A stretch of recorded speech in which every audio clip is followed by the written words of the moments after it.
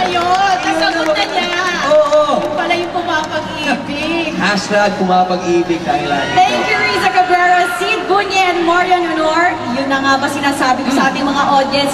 Talagang kikiligin na tayong lahat, pero hindi pa dyan natatapos dahil tonight, lahat talaga ng klase ng love story, mapapanood at mapapakinggan natin. Ay, Pards, sinabi mo pa, hindi pa dyan nagtatapos ang lahat dahil Pards, nagsisimula pa lamang tayo. We have a couple more love songs and love stories to share with everyone right here.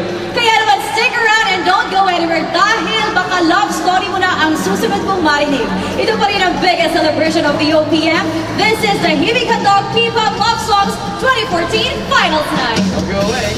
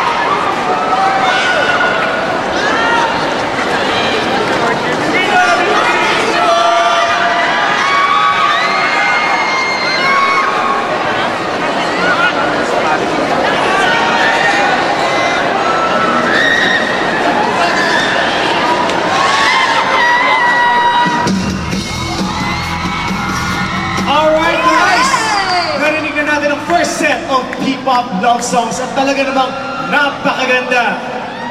Kasing ganda mo lang, Kim. Naka, Sian gabi, thank you sa pag-acknowledge sa paghahanda ko ngayong gabi.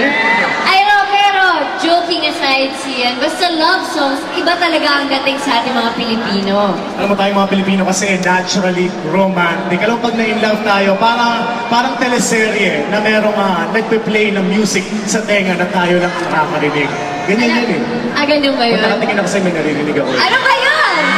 Naku, ang sarap talaga ng feeling ng ganyan. Yung parang nagmo-montage ka lang na kayong dalawa lang ang nakakaintindi. Lalo na pag yung taong mahal mo, may gusto rin sa'yo.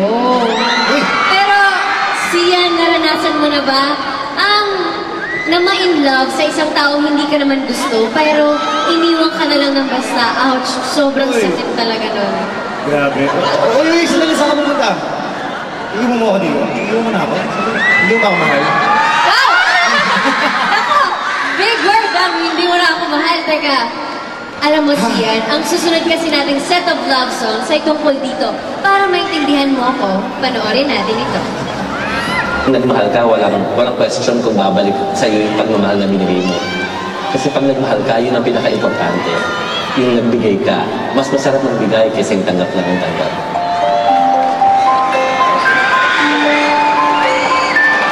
After nanalo yung nangyari sa ating dalawa na love song, sabi ko, sasali ulit ko this year. Para lang mapatunayan ko sa sarili ko na syempre hindi chamba or what. Ang feeling ko, maraming magsasabit ng ganung genre. Naman ng folk, theater. So, iniba ko naman. So, gumawa ako ng kanta na alam ko na mapapansin tungkol sa pagmamahalan ng ibang gender naman. Doon pumasok yung idea ng gumawa ng para mahal. Nagawa ko to, usual, traffic. Habang nasa traffic, yun din yung isang challenge sa akin. Gumawa ng isang love song na para sa lahat. Na hindi pagtatawanan. Pag-ibig lang to, para sa lahat. Walang pinipili. Babae, lalaki, bakla to. Lahat pwede magmahal. At mahalin. Ako si Joventan, post-friend ng Para Mahal.